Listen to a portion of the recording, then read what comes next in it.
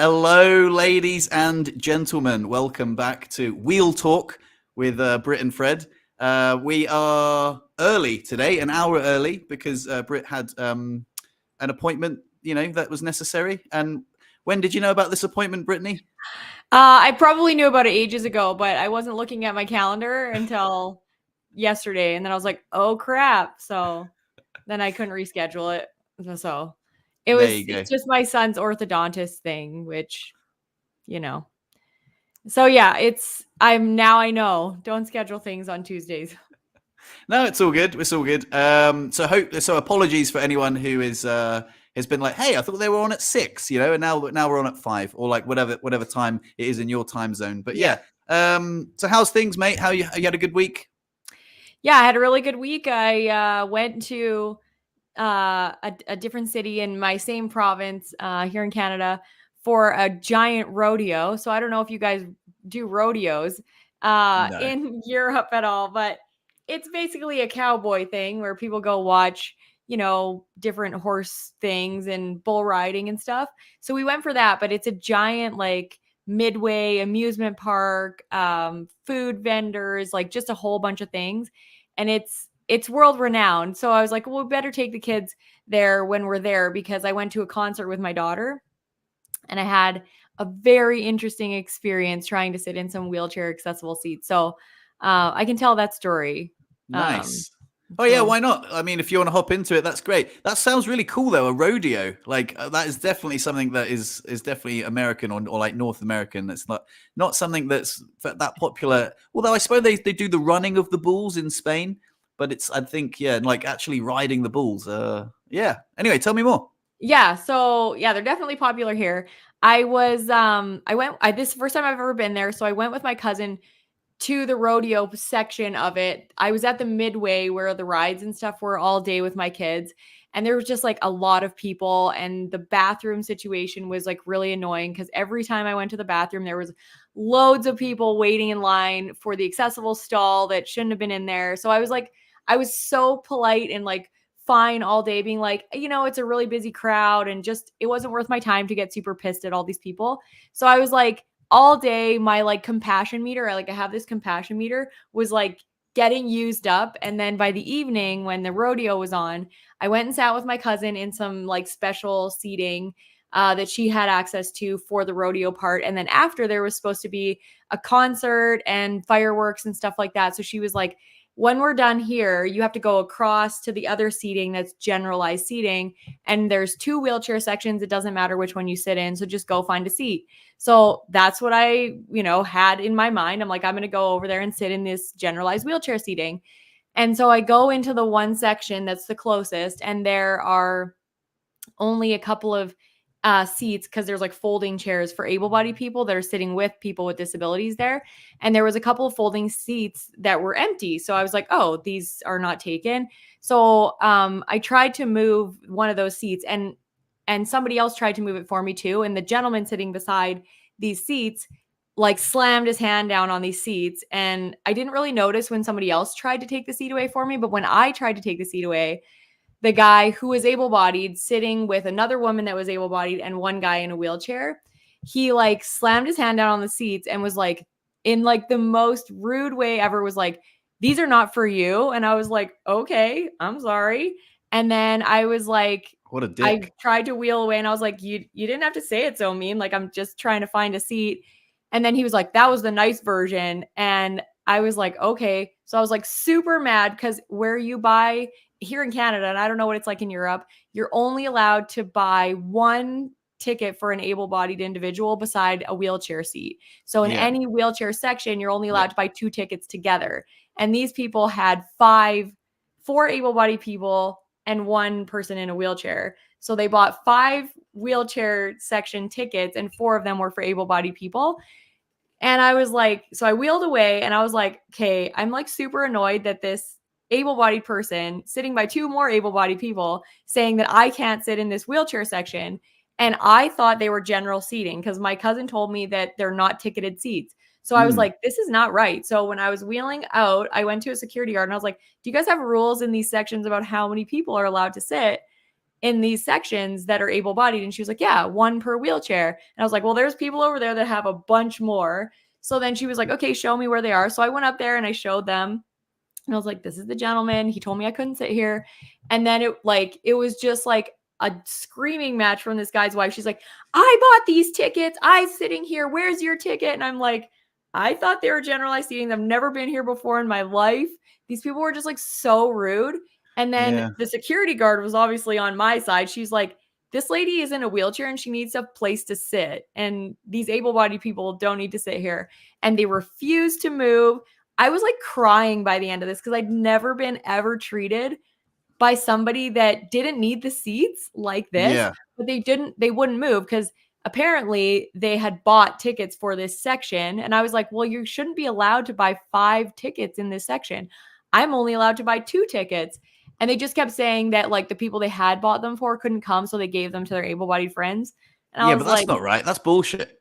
yeah. So it was like, it was such an extreme experience, like where they were just like yelling and screaming and wouldn't move.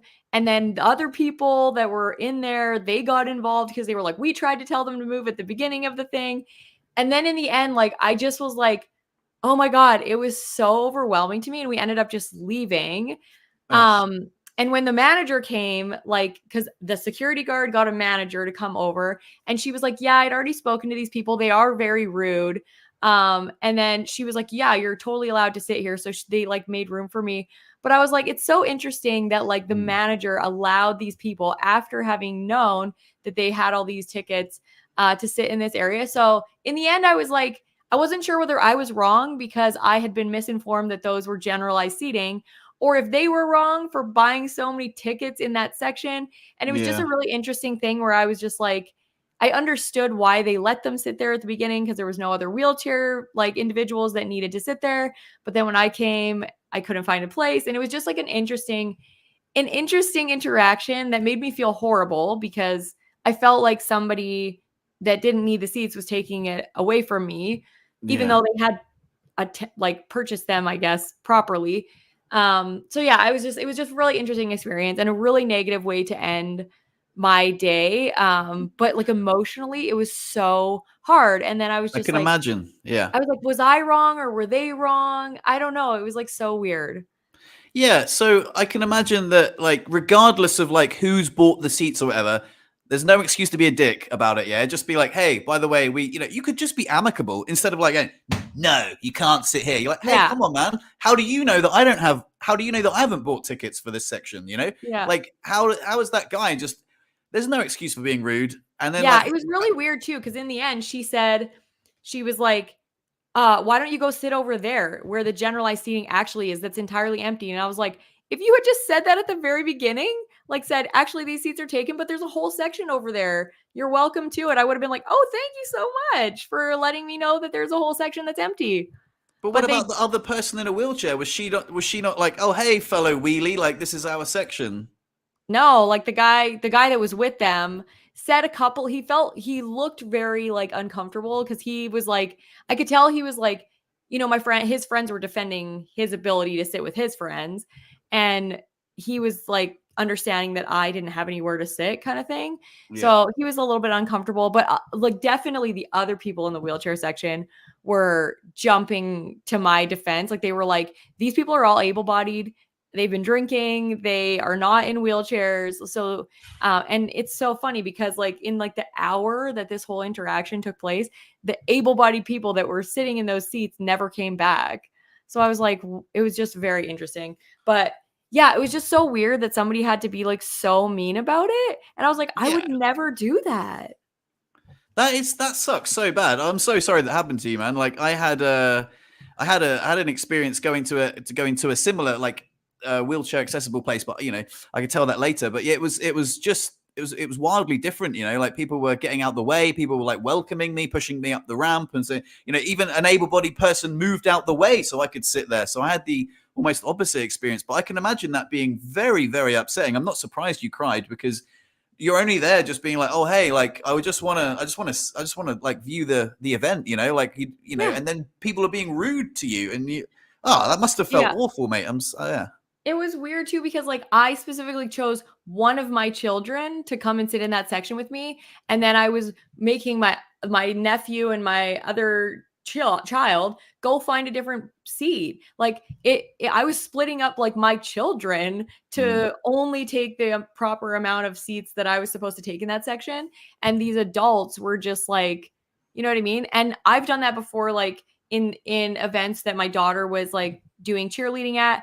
I was in the wheelchair section with my son and my nephew, and another wheelchair came along, and I made them go move. I'm Yeah. like, you guys have to go find other seats because there's somebody in a wheelchair that needs this section. Like, I just would never do that. And I've never, in any situation where I've ever gone into a wheelchair section, people have just been like, oh, let's find room. Like, normally Right. it's so different. So I was like, it was such an odd experience, but one that like left me like so just dejected. But anyway, I just wanted to like share that. And I was curious, mostly just curious how it works in other countries. If it's just Well, here that like you can only buy 2 tickets, or if that's the same in other countries. Well, I had my own experience. Like this weekend, I went to see Dire Straits Experience, which was really cool. Oh, fun. It was really cool. So first of all, I'm not even a huge fan of Dire Straits. I was like, oh, I know some of their more popular songs.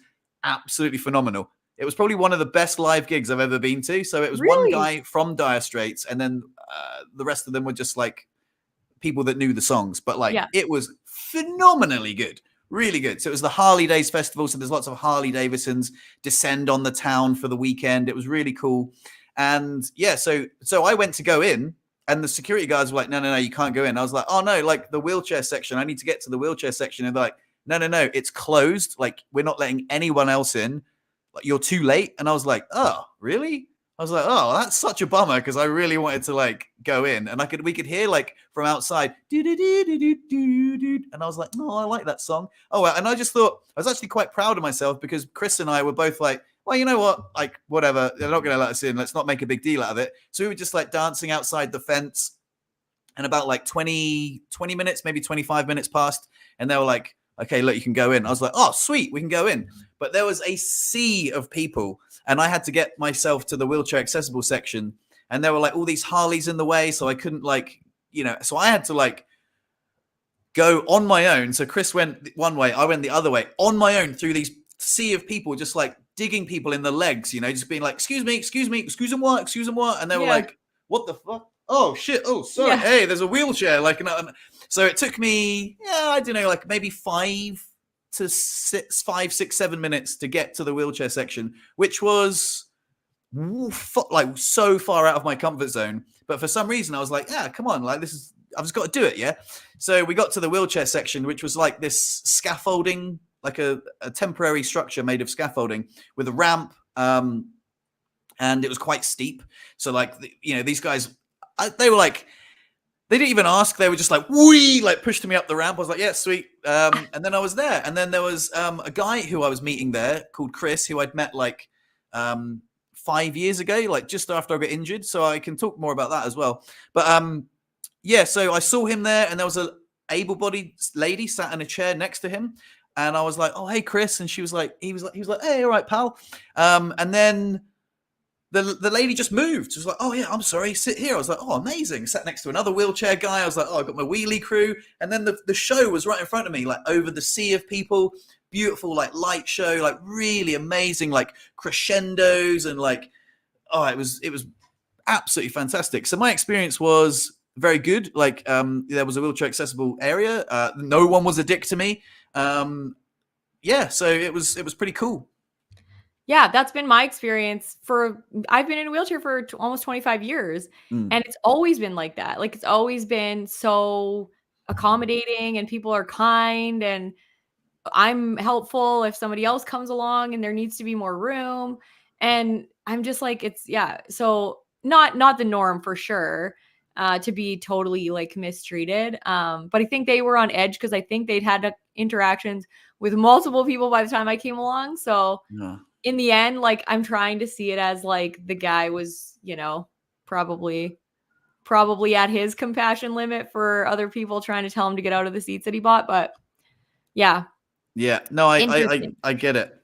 So one thing I did want to talk about was the guy who I met. His name was Chris, and also my girlfriend's name is Christina. So don't get those two confused.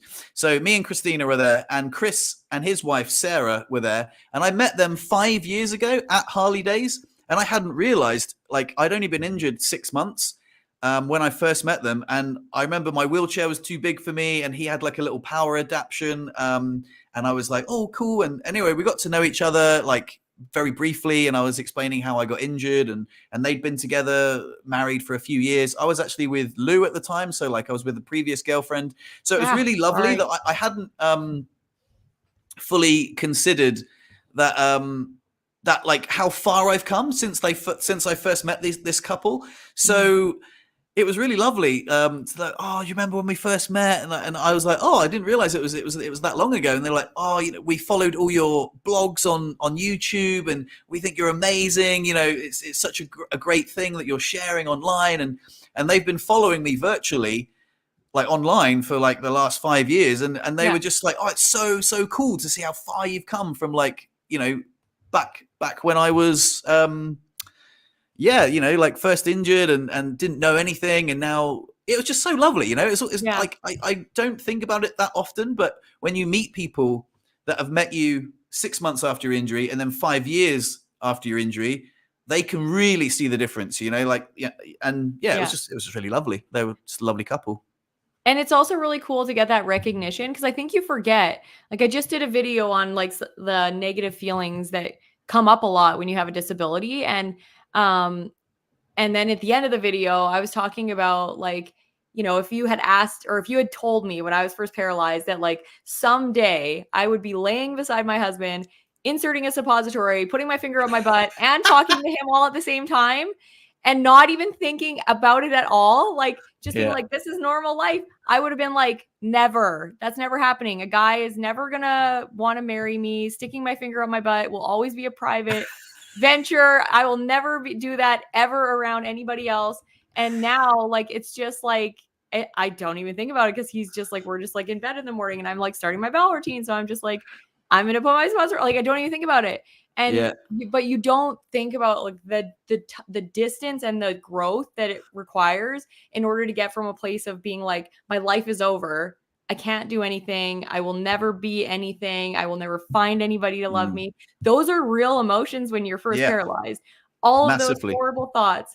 And then, you know, fast forward and you adjust. Like, it's so amazing how you can recalibrate like your existence, and everything just kind of resets to like a midpoint, and you still have joy, you still have gratitude, you still have happiness, you still have all shitty emotions too, like I talked about in that video. But it's just normal to live like this, even though there's so many more challenges than you had before. It's crazy. Like, I spoke to some guy in a wheelchair who I met in the UK recently, and he said that he doesn't like to do like catheters in front of his wife, like his wife.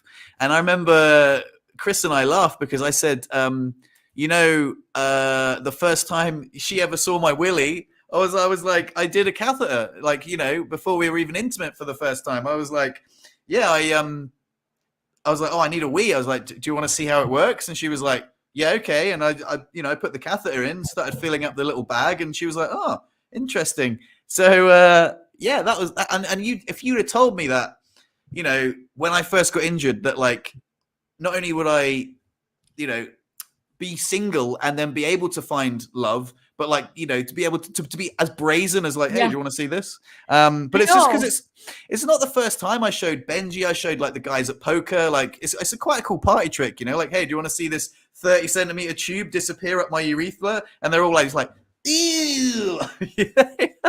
That's like a hilarious difference between men and women. I mean, I'll cath around other women, but I've never been like, get your face in there so you can see it. But I guess it's kind of like a hidden part. It's interesting that I just replied to a comment and it comes up as replying from both of us. Oh, well, never mind. I've been weird, but anyway, I've been acknowledging the comments, but a little bit, but it really is quite distracting when we're talking. It is really hard to read and pay attention to like what you're saying at the same time. But yeah, I've never used my like cathing as a party trick. I've definitely like done it around people to be like, I have to pee, and because I pee from my chair and I have a zipper in the crotch of my pants and I'm wearing underwear, like you can't see anything. Like I just like slide my underwear to the side, and then Yeah. once the catheter's in, it goes back, so it just looks like a catheter coming out the side of my underwear. But yeah, so it's definitely something that you get so used to. And On at the first, like, subject, yeah. go ahead.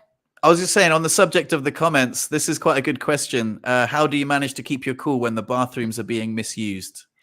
You know what? I'm so used to the bathrooms being used by other people that it is like, unless it's like I have to pee I still don't even, because if I have to pee super bad, when the person comes out, instead of educating them or saying something, I'm more worried about me peeing my pants. So I just go in, and so I think it's just like I'm numb to it now because I'm so used to everybody using the accessible bathrooms.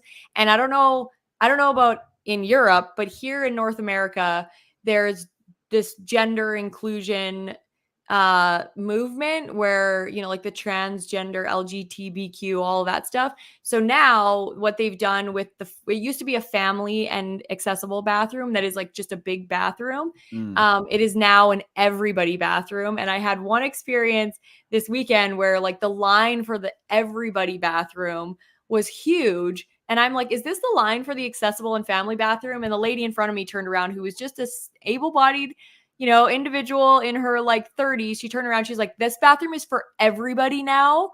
And I was like, okay. And so like I left and went to find a different bathroom, which was hilarious because they were all waiting in line for a bathroom that was super busy. And I found one that had nobody in it. And I was like, suckers. But so That here, sucks. that's That actually a sucks. pet peeve of mine because they don't want to change. They don't have bathrooms that are male female bathrooms in every place now, so they just took the big bathroom that's outside of the female, because they have female bathrooms, male bathrooms, and there's accessible stalls in those ones too, but they also have a separate family bathroom. But That is it's not also, cool. That yeah, is so not now I'm cool. just like, Like, I it's don't just annoying. understand how. Sorry, I've talked over you. Then it's just, No, you're good. I just wanted to like that infuriates me. Really, absolutely infuriates me. How is it in everybody bathroom? Like people who have neurogenic bladders and need to get to the toilet before pissing their pants in a wheelchair, like. And what if you have like fecal incontinence and need to go there before you shit your pants? How is that like, oh, I'm sorry, this is for everybody now? Like, fuck off. Absolutely not. Like, what? How have you just taken? If you want to add a bathroom for everybody, do that. But you can't take it away from disabled people. That sucks. Yeah, like it's just annoying that and I get why, like there's people for whom, like certain transgender people that are, probably in danger or whatever in male bathrooms if they don't look male, but they still have male parts and they're, transitioning to female. So I understand why they've done things like that, but instead of just making both bathrooms, male, female, and having stalls, because there's lots of bathrooms here in Canada that are like that now. They're just everybody bathrooms, and they don't have urinals, they just have stalls, and it's male, female, whoever can go in those bathrooms. And then they keep the like wheelchair, the actual family where there's a change table and stuff like that. They keep that the family bathroom and the wheelchair bathroom, and so it doesn't get used up as much. There's definitely people that still go in there, Right. Okay. not right, but now in places where they still just have male female bathrooms, they take the one big wheelchair bathroom and make it an everybody bathroom so that they're including transgender individuals That's bullshit. as an inclusion. I know it's something that's like, it's a pet peeve of mine, and I'm like trying to like not be a dick about it, but I'm also like, a transgender able-bodied individual can go into any bathroom still. Like they can still go into a stall. I can't. Like it's just annoying, but well, oh god, this is bloody can of worms, isn't it? yeah, I know. I don't know where to start. I understand that, like, yeah, maybe there should be special inclusions for people like that, but don't take it away from the disabled people. Like, I don't know. I think maybe we should move on because yeah, exactly. That's one that like it's a really like loaded thing right now. So I was just trying to put it in context, but yeah, it's definitely not something that like it's a Yeah. sensitive topic. So we'll So talk about something else. gonna go back to that question. How do I keep my cool when the bathrooms are being misused? I've said it before actually on here. I think I've said it so many times, but it was not so much the bathroom, but the changing room at the swimming pool. I remember I would go there and I'd have to wait because always an able-bodied person would come out, whether it was kids or whatever. They just like, Yes. oh, the big one's free, and even though it's got like a big disabled sign on it, and I used to get really annoyed at it, and it used to ruin my swim because I would someone would come out and I'd just look at them disapprovingly, and they'd be like, "Oh, sorry, I didn't realize anyone was waiting." And I'm like, "Well, you shouldn't be in there, idiot." But like when I was swimming up and down, I'd keep thinking about it. I'd be like, "Oh, that bloody guy in the changing room." And in the end, I decided, I was like, okay, I'm just going to not get annoyed at it because it's like I have to take responsibility for my own thoughts, and I am swimming around angrily, keep igniting this thought in my head about that bloody person shouldn't have been in there. So I am actually in answer to the question, how do I manage it? I've actively decided not to get angry about it. Yeah. But that's the changing room. So it's a little bit different because I'm not in any mad rush to get in the changing room. It's not like I need a wee, but if someone is in a toilet and I need to get in there and they're not disabled, it is frustrating. I guess I'm actually really lucky. One of the things that was on my gratitude list this week was my ability to hold in a wee, because like I say, with a spinal cord injury, that is really, really good, right? I can hold in a wee for at least half an hour if I need to. Because I get a little bum wiggle. You might have seen me at the end of a podcast that we're doing. I'm like, oh, but I can hold in a wee for a long time. So that's something that I'm really grateful for. But yeah, it does annoy me. So I don't really have a succinct answer, but I just try and realize that I actually did that before my injury, and I'm not proud of myself, but I did that. So I guess it's just kind of oh yeah, I can see myself in that person. They're just human. Yeah.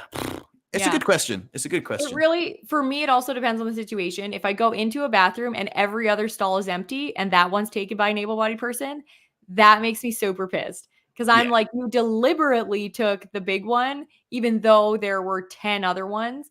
But if I go into one and every single stall is taken and somebody able-bodied that doesn't need the accessible one is in there, I'm like, whatever. They were just taking the first available one probably.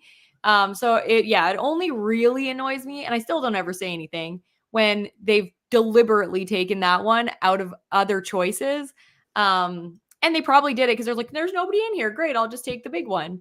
But it's like the same argument as taking an accessible stall when nobody's in that one. They're just like, great, this one's open. But you can never predict when the other person's going to come along, right? So yeah, there's definitely things like that. But I had to actively, after that thing happened at the rodeo with that guy, I had to actively be like, why am I letting this affect my rest of my day, my weekend? I couldn't sleep that night. I woke up the next day, I'm like, what am I doing? I'm like, this guy was an asshole, and I'm still letting his attitude affect my interactions with my kids, with other people. And I'm like, this is dumb.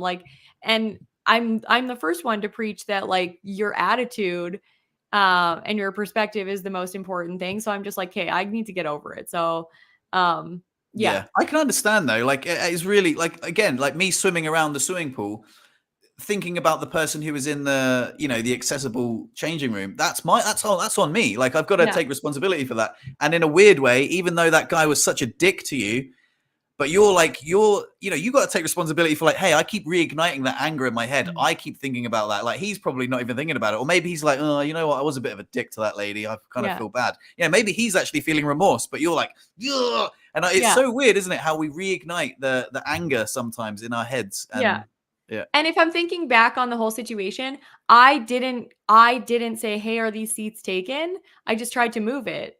So in his mind, he was probably she was being a dick too, just assuming she could sit here.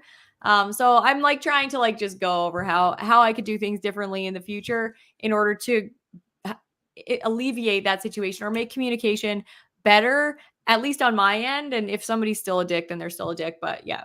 I thought maybe we would you could ask me if I journaled. Remember? I was literally about to do that. So I was saying about stuff on my gratitude list, and I was saying about I'm really grateful that I can hold in a wee. and you said that you were going to journal every day up until the podcast, so you would have something to talk about. And I want to know, did you do it? I only journaled one day because I'm. Oh, Brittany, why? But I did journal. But I didn't journal every day. And my excuse for that whole thing is that I didn't bring a journal on my trip. So I was like, what am I going to journal on? I could have journaled on my phone. Mate, you could. Here's a pen. You could write on anything. I know. Oh my god, that is a lame totally excuse. Welcome to give me shit. You can totally give me shit. I'm giving you shit. You said that you would do it for 7 days or 6 days until the next podcast, because that would give me something. I said I had some lovely comments. Brian Kinney WhatsApped me saying, "Oh, I love the thing you said about gratitude when you were talking to Brittany. I know it sounds cringy, but it's the key to happiness." And I was like, "I know." Brittany said she's going to journal every day until the next podcast, and then we're going to talk about it. I was like, "Oh, I can't wait to hear what she says." Amazing. And you've let the team down, mate. But I'm being honest. And I did do gratitude practice. So in my defense, I wasn't journaling about it, but I did do gratitude practice. I did do gratitude practice every day. So I did that. But I wanted to talk about this because I remember how I said I've tried journaling in the past and I didn't actually really do it. But I found two full journals. So these journals are entirely full. So that's good. I have had times where I've actually journaled. I just kind of forgot about it. And it's obviously you probably have loads of full journals, but I did they're actually full of nice things. And then I wanted to share to the book that I was talking about, the gratitude book. It's called The Magic. Oh, nice. So this is the one that it's The Magic, and you have to do gratitude practice every day, and it gives you kind of guidance on it. Some is money gratitude, some is relationships, some is health. So it helps you stay focused on things so that you're just not trying to pull stuff out of thin air. And then there's 3 books in this series. So there's The Secret, The Power, and The Magic. And I don't have The Power, but one's on manifestation, the power of attraction, or the law of attraction. One's on gratitude. And I can't remember what the other one is on, but I don't have that one. But I'm familiar. Anyway, with those. I totally dropped the ball. But you can give me shit. Well, I think someone's got to hold you accountable. Yeah, you said that you were going to do it, and I was really looking forward to it. But there you go. Never mind. So you did journal once. Yeah, okay. I did, and what I found, and this is interesting because I kept thinking because I didn't have a journal, I kept thinking if I was to write something down, what would I be writing down today? And I found that it was negative stuff that I was thinking about that I wanted to get out. And I don't know if that's normal, for you, if you use the page to kind of get out of your head the negative things that you're thinking and saying in your head. Sometimes or if I do. Yeah. Mostly positive things that you're trying to generate gratitude around. Yeah. So I have both experiences. And so most of the time I do gratitude journal. I've actually got my journal here, so I can show you what I wrote today. But I don't know how personal it is. But these are the things that I'm normally writing. But I don't know if it's too indulgent. But so basically, normally I'll write with the intention of gratitude. But sometimes if I'm having a rubbish time, I will journal about that. I'll be like, I could do better. I know that I'm not living my best self. I'm not doing, I'm not, I can do better. So if I'm staying up late watching YouTube before bed, if I get up and I don't journal, if I get up and I don't stretch and I don't exercise, or if I hold myself to a high standards. I want to be healthy and happy. And I know that journaling is the foundation of my happiness. And so if I don't do that, I'll beat myself up about it in my journal, weirdly enough. So I'll definitely use that. But most of the time, if I have a journaling streak, it's mostly to do with gratitude, if you know what I mean. So if I'm journaling every day, I'm like, oh, I'm grateful for this, I'm grateful for that. But if I don't journal for a while and I know that I have a mental health dip, then I'm like, oh, you know what? I haven't written in my journal for a while. I've been watching too much YouTube. I stayed up too late last night, and then but I won't say it too negatively, but I will be like, I can do better. And like just writing down like the things that I can do better helps me hold myself accountable for the, Yeah. Well, it's an interesting concept because like there was and I can't remember who he was interviewing, but Joe Rogan interviewed a lady that was saying that talking about your problems at all makes them grow. Because that's like when you keep talking about your problems, like maybe not just once or twice, but it was a very short snippet I saw on Instagram that said like just talking about your problems makes them grow because your your brain it starts to it's like that like confirmation bias like when you're on like YouTube or something and you just keep watching the same thing it just keeps giving you the same thing for the algorithms like oh she like really likes that and your brain is just like a trained like organ that generates thoughts. And so if you think about the same thing over and over again, it keeps generating or finding ways to generate thoughts around that thing. And so I was like, oh, that's really interesting. So I was curious if I was like, yeah, journaling, if it's therapeutic to get rid of those like negative things, put them on the paper, let them go so that you can like talk yourself through them kind of thing, being like, oh, I acknowledge them and now I'm going to let them go. Or if it's one of those things that actually makes them the thoughts stronger. I guess it might be like an experiment. Like I could experiment with, for like 10 days, I'm going to journal about only positive things that happened in my day. And, 10 days, I'm going to journal about the negative things that happen in my day and how I'm going to, process that. But yeah, I don't know. You make a really good point there because I know what you mean. Like I always try and write things in the positive. Like for example, I wrote down today about my ideal day, my car sailing through the CT with flying colors. And I purposely didn't write down my car not failing. So I always try and write things in the positive. Like, so I had a massive win today. And I think this is analogous to finding money on the floor. Like I took my car in for a CT and in the UK, it's called an MOT, but like, it's like an annual check and it went through and my car's 16 years old. And when he was like, oui, c'est tout bon, I was like, yes, I actually punched my fist in the air because I was like, that's incredible. I might have just saved myself €1,000. You never know. It's like a lottery when you've got a 16-year-old car and they put it through the ringer. And then he's like, yeah, it's all good. And I was like, incredible. Yeah. And I'm not saying I manifested it, but when I wrote down in my journal, I definitely wrote down driving to Tenange for my CT and the car sailing through with flying colors. Purposely didn't write not failing because when you write failing, like I think sometimes, the universe might hear fail. And I know that I don't really believe that, but it's something, well, maybe I do believe it because I always do it. But I think it's a little bit cringy, but it's something to do with like the secret, like always write things in the positive, the things that you want to happen. So that's how I write in my journal. And in answer to your question about like writing down negative things, 100%, I think it really works. Like there's morning pages. Have you heard of morning pages where it's just stream of consciousness writing? And then there's gratitude journaling, and those two are quite separate. So if I do like stream of consciousness journaling and I write down all the things that I can do better, I try not to berate myself too much, but I always end on gratitude. So I'm like, okay, cool. Like I stayed up late last night. I, watched some things that were, unhealthy for my brain. But you know what else? I'm grateful that I'm here journaling and I'm grateful that I'm going to do better today. So I always, if that answers your question, yes, I do journal about negative things, but I always try and focus on the positives at the end. Do you know what I mean? Yeah. Like acknowledge or journal about the negative things, but like in the end, reframe into like, the positive sort of, but yeah, I totally get it.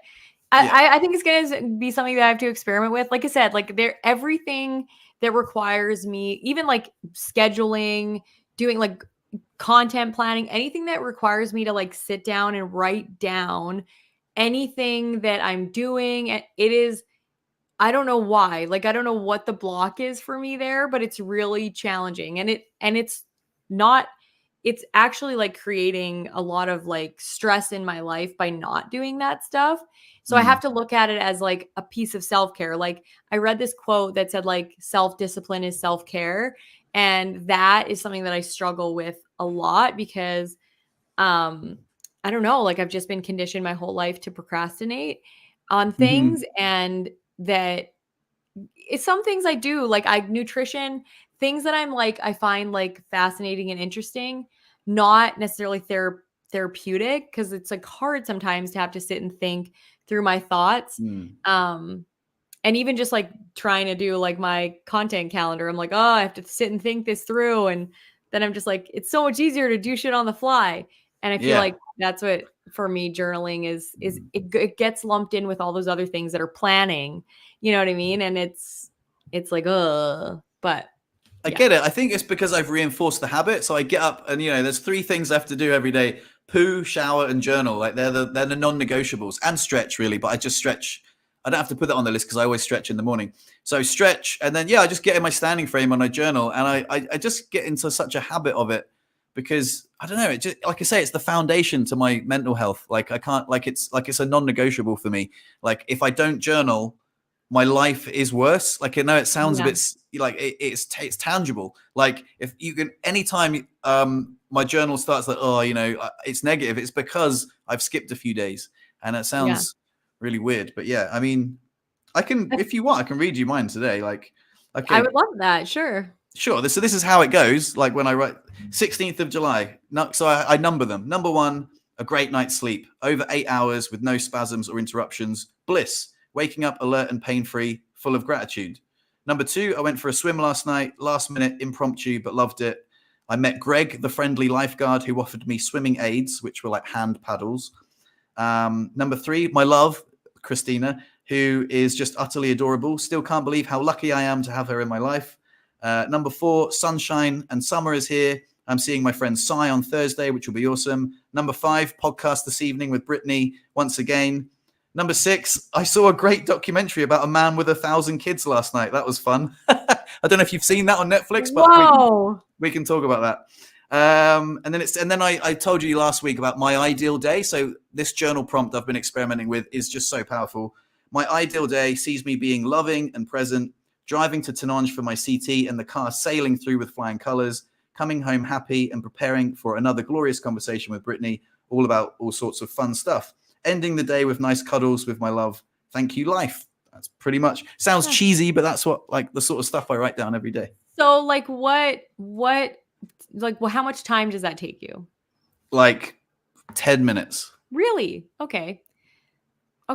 That see, I for some reason I felt like it had to be more, but that seems like very doable. I actually found this thing, and I think it might actually help. I found like 151 gratitude journal prompts online because I was looking at something that would help me, because I did that book for a long time, that the magic book, because it gives you like some direction.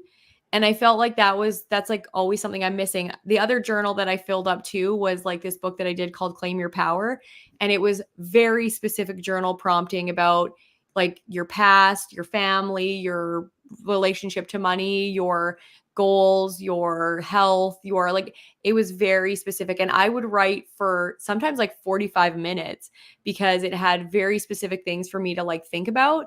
And like, I was just reading it back and I was like, you don't actually like, I don't remember writing it sometimes, but when I read it back, I'm like, wow, like, because I always think that my journaling is just sporadic and doesn't have any structure and it doesn't make any sense when I'm writing it. But when I read it back, I'm like, oh my God, like it actually makes so much sense. So, I think I might try that because it's going to give me something to focus on. It's like my daughter with she has drawing prompts because she was like, I don't know what to draw, but she loves to draw. So she got a book that's like, draw this. And it just tells her like every day what to draw. And then she does. Yeah. I tell you what, there's such power in a good journal prompt. And it sounds quite cheesy saying it, but honestly, it's so powerful. When like sometimes you see a journal prompt and you're like, that's genius. That's absolutely genius. I love it. And because it forces you to answer that question. Like our brains are like designed to answer questions. So if you say like, my ideal day looks like, and you're like, well, what does it look like? And then you write down something that you can hold yourself accountable to. Like if I said my ideal day sees me being present and loving, then, when I'm with Christina, I'm not scrolling on my phone. I'm being present and loving, and stuff like that. And then these, like I say, these healthy habits, they stack on top of each other. And then you just end up being present and loving, like just as a default. And I think it's really nice. It's a great way. It's a great way to interact. Another thing I've been doing recently, which I'm really proud of, because one of the things that I suffer with is not very good self-discipline. But I was swimming last week, and I remember thinking, man, I could track my macros and cut my calories down to 1,600 calories a day and get like quite ripped. Like, because I work out a lot, but like I was at the swimming pool when there's like some lads like walking around with like a six pack, and I was like, oh, you know what, I could get quite shredded. And I remember thinking, I could do that, right? That's totally within my power to like get shredded. So I asked ChatGPT to write me a meal plan with, I told it, I'm in a wheelchair, I've got limited mobility, I work out, I'm in good shape, but I want to like lose a little bit of body fat, and I want to restrict my calories in a healthy way, nailing all my macros. And so ChatGPT wrote me a meal plan, and remarkably, I've stuck to it for now 9 days. And yeah, like I can really see the difference. Mostly just aesthetically. So I'm just like stroking my own ego that I'm like looking like a bit more ripped. But like I'm so proud of myself for the self-discipline that I've been like, oh yeah, like I said I would eat 1,600 calories a day for a week, and now it's been 9 days, and I've been having like whole grain rice with turkey breast and like broccoli florets. I'm like, who am I? Like this is not me. Like but it's totally doable. So I was just like really, really stoked with that personal achievement, Yeah. I think for me, and this is like something that I struggle with a lot, is like integrity, because like integrity is doing what you say you're going to do. And for me, my whole life I was externally motivated by just recognition from other people. And this is the thing that I'm like finding that like I have to shift in my mind, even like, because if it's externally motivated in any way and accountable, and I'm accountable to somebody else, it's never because then I know that I'm only doing it for somebody else, right? And I'm struggling with that. It's like a existential crisis for me right now, because I'm like, I've never ever been intrinsically motivated, like other than in like school and stuff, because I like learning. I love reading books about random stuff. I like learning in that way. So that's never been really hard. So I am intrinsically motivated that way. But I also think like recognition in some way is like a driver for me. And I don't know whether that's a negative thing or whether I can use it to motivate me enough to then build a habit that then becomes an intrinsic habit that I don't need external or extrinsic motivation for. So I'm not really sure whether it's like a positive thing, but at the end of the day, when I look at myself and I've done something because I said I was going to do it, not because I told anybody else I was going to do it, those are the things that make me feel so proud. Like you just said, nobody else told you to do it. You said you wanted to stick to this meal plan for your own reasons, and you did it. And I think for me, that's like, sorry, my phone was going off. I think that's the thing that like I'm working on the most, is the intrinsic, like I have like my own integrity. I have integrity because the things I say are the things that I do. And so I think that's like the thing that, yeah, I don't know if that makes Yeah. sense. So what's the difference, the intrinsic and the external? So like intrinsic is like the things that like you're motivated to do, and extrinsic motivation. Like, are you trying like specific examples, or do you just not know what that really means? Yeah, I just want to Oh. I just want you to tell me what it means. Okay, so like extrinsic motivation is like, okay, so like for me in like university, I had a test that I had to get done, and I wanted to be one of the top marks in the class. That's extrinsic motivation because it has to do with other people and other people's recognition and things like that. Whereas intrinsic motivation is like, I want to really do good on that test because I want to learn the material, and the material is really important to me, and I find it really interesting and fascinating. So the higher mark I get on the test shows that I've actually took the time to learn the material that I find fascinating. So that's kind of like the difference between like extrinsic and intrinsic motivation. But I've always been, other than learning, so that's kind of a bad example for me, because intrinsic motivation for me is really in the realm of like education, but deadlines and stuff are totally extrinsically motivated. So like I have to study now because the test is tomorrow. Whereas like if there's no external deadline, then I'm like, I don't have to do it. You know what I mean? Then I can just waffle. And for me, that's why the integrity piece is so important now, because I am trying my best not to do things because other people want me to or told me to. I want to do them because they're good for me.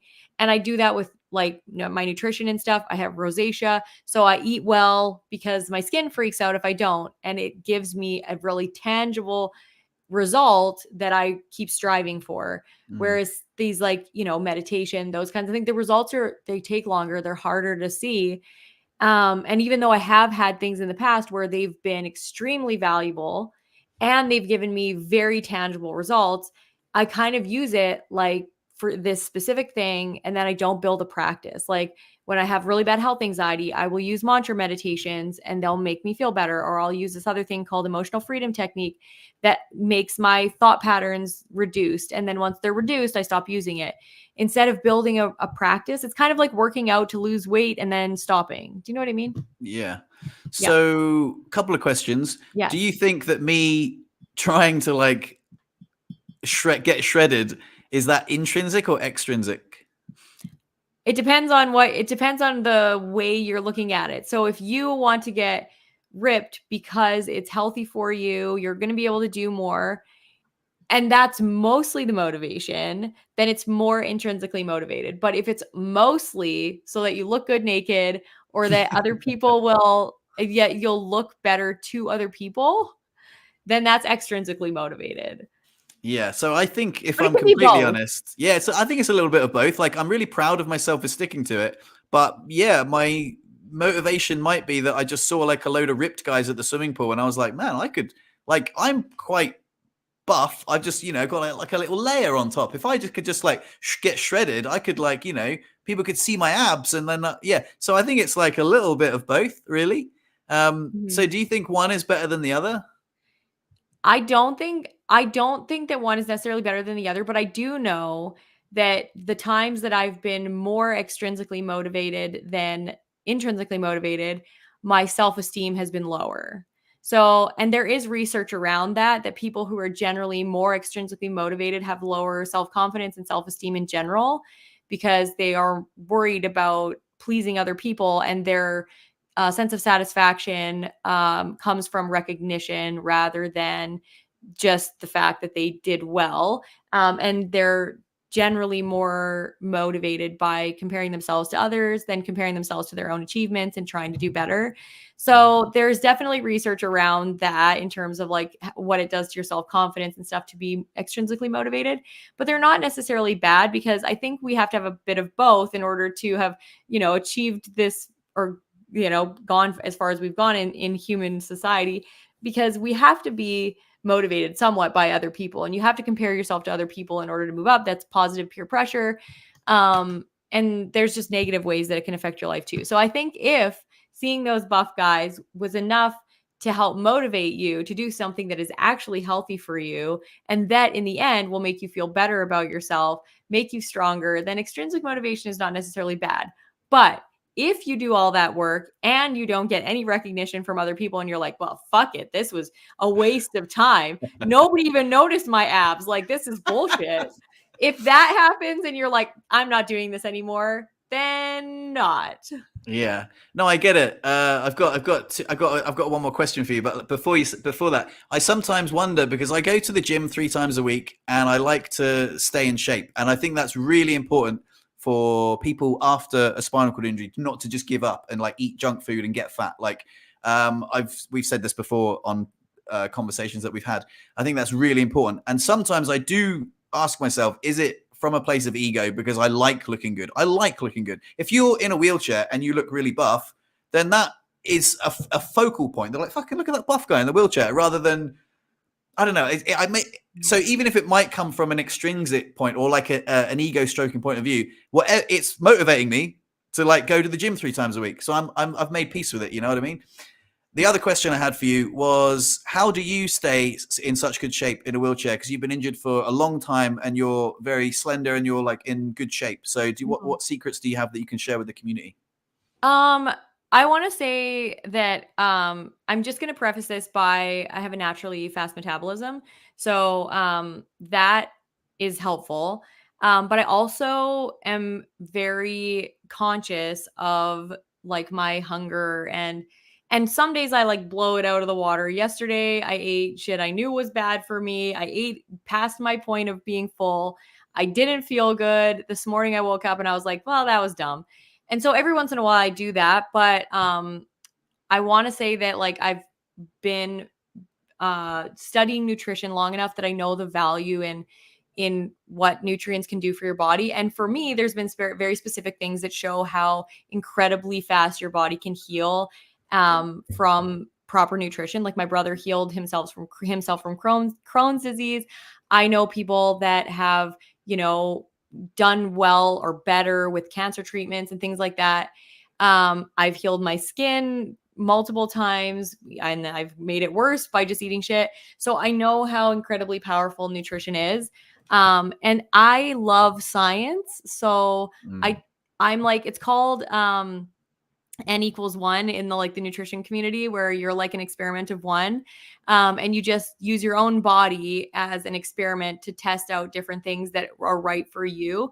And because I love science, I do that a lot. So like right now I'm focusing on they're macro minerals that we need, but they're micronutrients, because macronutrients are things like carbohydrates, proteins, and fats, and micronutrients are things like minerals and stuff. And macronutrients are the minerals we need the most of: potassium, sodium, magnesium. And those are the things that I'm focusing on right now, because at least in North America, I don't know about everywhere in the world, our ratio of potassium to sodium is vastly, vastly flipped.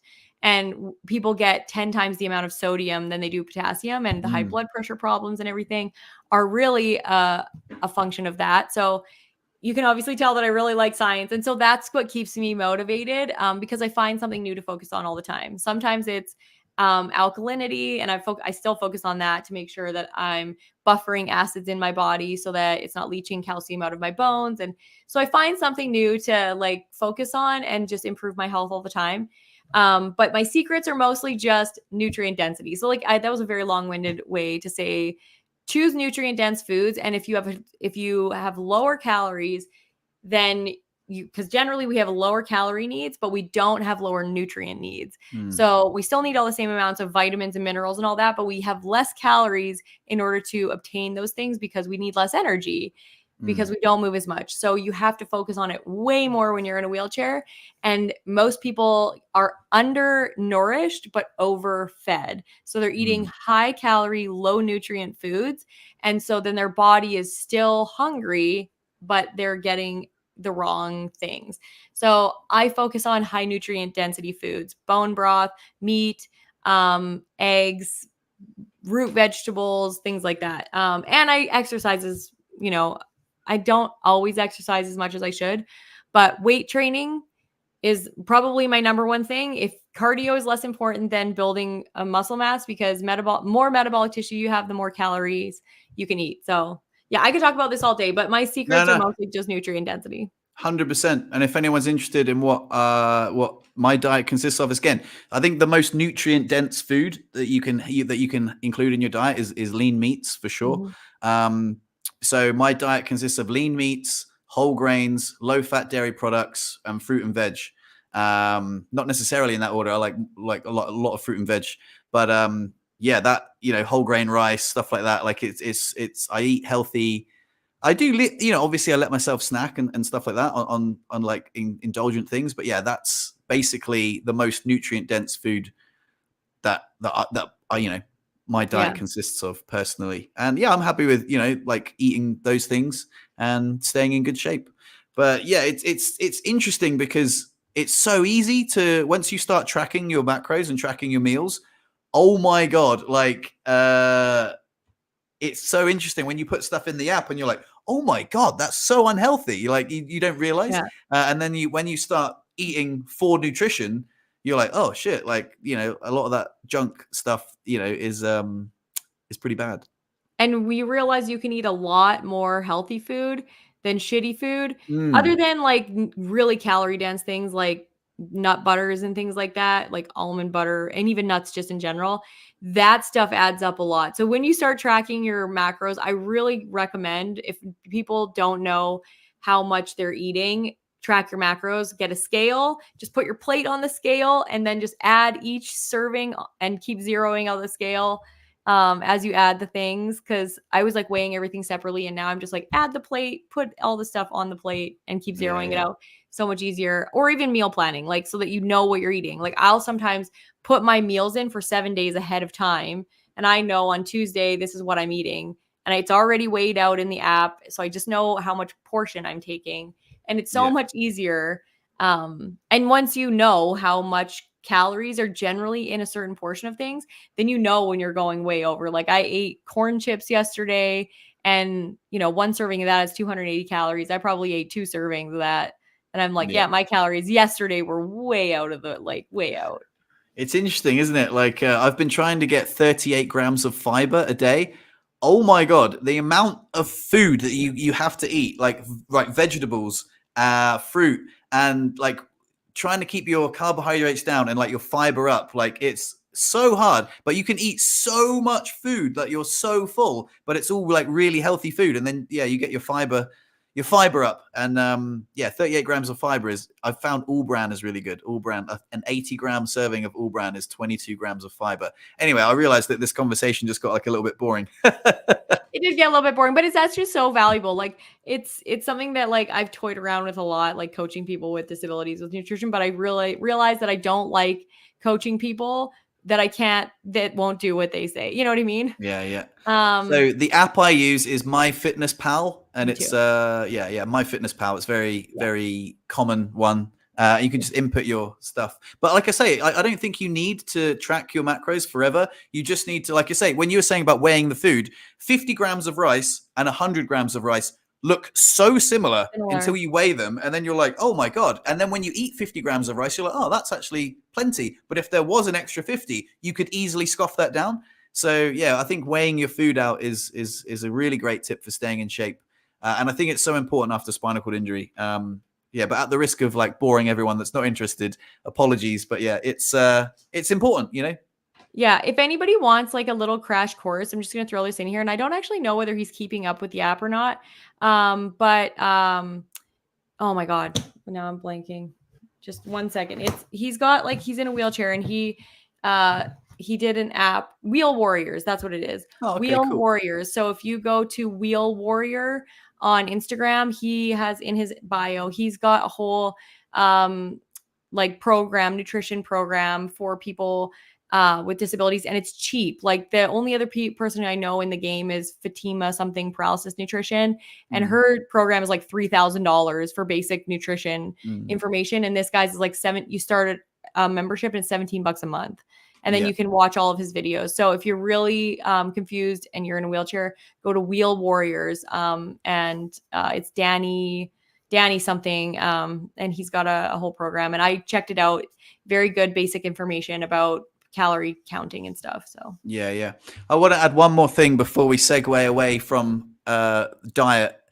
When I started getting 38 grams of fiber a day, which is very difficult, by the way, oh my God, the difference in my bowel routine, like regular as clockwork. Sometimes I was going twice a day, and it was smooth sailing. I won't put it, I won't go into any more detail than that. But like, if you're doing manual stimulation, I'm telling you, it is an absolute game changer. I didn't realize how I wasn't constipated, but it felt like I was constipated before. It's night and day. You get lots of fiber in your diet. Your bowel routine is going to thank you. Yeah. Trust me. Lots of fiber and water. So don't just up your fiber without drinking water. And that's one that you play around with. So I actually got addicted to fiber. My bowel got addicted to fiber, and I was eating too much fiber. But it definitely helps. So I average around like 15 grams of fiber a day now, and that's right where my body likes it. Nice. But fiber is definitely something that you have to pay attention to as somebody with a spinal cord injury, and you can really determine the softness of your stool depending on like how much water and fiber you're eating. So like I like to keep mine on the soft side. It's remarkable. And if like before, mine was like not hard, but like, yeah, exactly. Like it was clean coming out, and it was easier that way. But yeah, fiber I've gone from like dense, like, like a dying sun, like it just dense like horrible stones coming out my bum to like, oh, it's like squeezing a tube of toothpaste. Yeah. Oh, there we go. That's right, like the right enough. consistency. You want to get a good consistency, you want to get a good texture, you know what I mean? So yeah. Anyway, on that note, I think we should end. We're at our hour. But thanks so much, Brit, for taking the time. And sorry, everyone who tuned in a little bit late. But it seems like we had a good crowd today, which was nice. Yeah, we did. I'm super glad. I can't wait to grow this some more because it's so fun talking about random stuff that, it is good, everybody isn't can it? relate to. I just wanted to show you something real quick. I actually was working on some logos for Wheel Talk. Oh, okay. I was like, me too. I was working on them too. So I want to see what you came up with. Okay, I come up with these 3. I don't know which one you like best. Oh, I love that. I didn't even think about like a wheelchair and a microphone. You're so much more creative.